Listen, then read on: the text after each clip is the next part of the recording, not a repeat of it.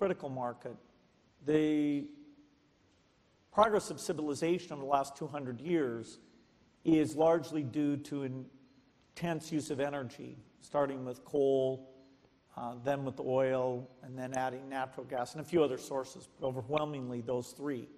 And that's why today the lifestyle of transport and medicine and heat and air conditioning, food delivery, all these things are utterly different for the rich world than a few hundred years ago. So the energy market is really quite gigantic.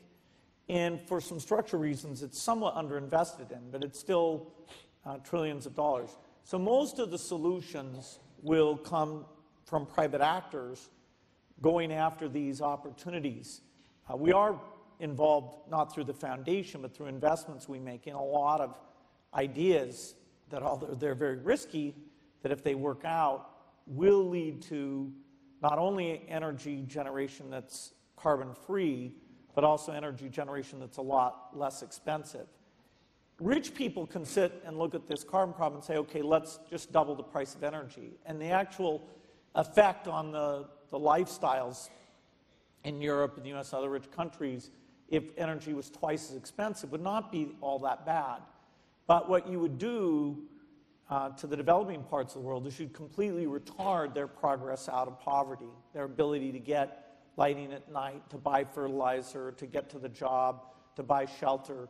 You know, when you're buying fertilizer, that's just energy. When you're buying construction materials to build a decent house, the price of energy is the dominant thing that's in there. So we really have to solve two challenges, the cost and the carbon-free nature.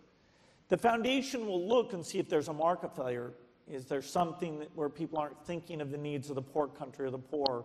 You know, there may be some things in agriculture where some biofuels can come out that the normal market wouldn't do, and that's where it would be appropriate for us. But by and large, you know, we're using our voice outside the foundation for policies of investment in research, willingness to take the kind of innovation that happened in the IT and some of the biotech space and have that apply in this, you know, backing innovators, looking at the right policies. So it's something we care about, but not something where the foundation's unique, you know, our amount of money or our unique role, we see a special opportunity there. But as it unfolds, I think there will be a few niches that'll be a fit for that. Mr. Mashal. Good evening, ladies and gentlemen. My name is Mustafa Mashal. I'm a Fulbright student from Afghanistan, and I'm studying for structural and earthquake engineering at the State University of New York at Buffalo. And my question for Mr. and Mrs. Gates is, what successes have you seen through your work with the Gates Foundation that gave you the most hope for improving international understanding, peace, and welfare? Okay.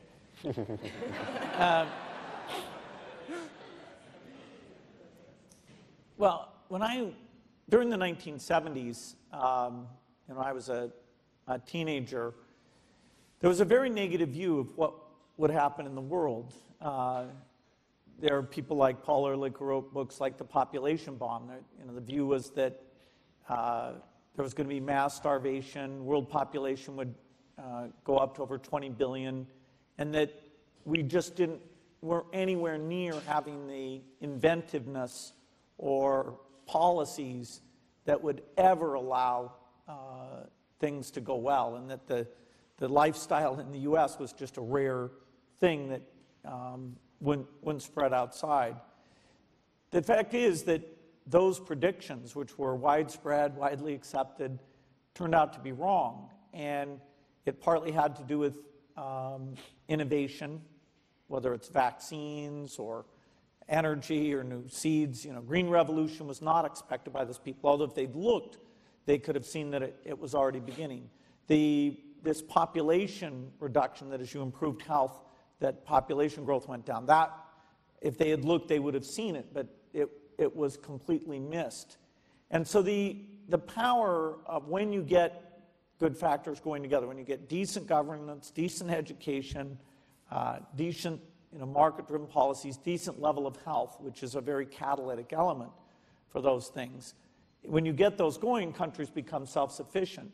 I'll go probably to a G20 meeting in Korea in a few weeks, and that's a country that in the 1970s was an aid recipient and is now a generous aid donor. And so you can have a self-sufficiency, and you can then concentrate on the cases that are left.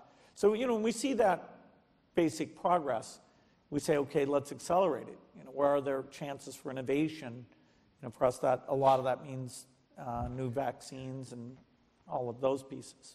The only other thing I would add is that, the UN set this set of Millennium Development Goals in 1990, and while they're not perfect, they are a fantastic yardstick against which to measure progress. So if you look and you say, with the goal being to reduce poverty by half, which is Millennium Development Goal number 1, 8 African nations are on track, have already done that, and 4 more are on track to do that by the time the goals end in 2015. So, 1.3 billion people have lifted themselves out of poverty. There's a goal around primary education, getting kids enrolled in schools. Now, a lot of countries are on track to make that. While the educational system isn't great in some of these countries, they're on track to get their kids into school much quicker than a place like the United States did. And then they have the chance to improve those schools. Or when you looked at the graph that Bill put up and you think, okay, since 1990, 4 million children are alive who would have otherwise been dead. The world is making huge progress. And I think as people can start to see that they have progress in their country and they can start to have a burgeoning middle class, societies really lift themselves up. And I think we're starting to see that around the world. And that gives us a lot of hope for peace and prosperity around the globe. Thank you. Thank you very much. I think it's all of our hope that some of those children who are benefiting from all the work that you are supporting around the world will someday have the opportunity to be Fulbright students too. And I know that's going to happen. And we'll come back to your words of inspiration, and hopefully someone will be there to remind them about it in the future. As I understand it, we're streaming this live, and so I'd like to welcome and say fond greetings to everyone who's watching, Fulbright alumni and Fulbright students, wherever you are. I hope the technology is working, because this is another first for our event today, and it was something that we really were very pleased about. I want to thank all of our visiting Fulbright Fellows. I wish we had dozens more of your colleagues here, and we're just delighted that you could all be here. And I know you've taken time away from your studies to do this, so it's a great privilege to have you. Thank you.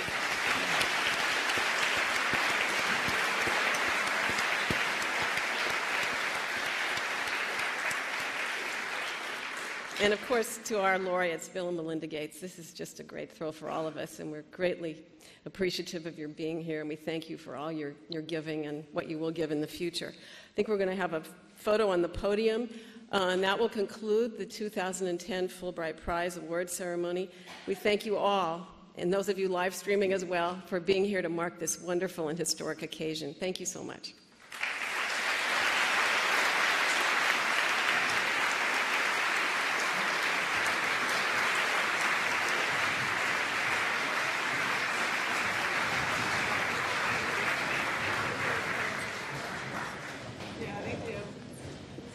Ladies and gentlemen, the event staff will direct the guests to the reception in the Great Hall. Thank you so much.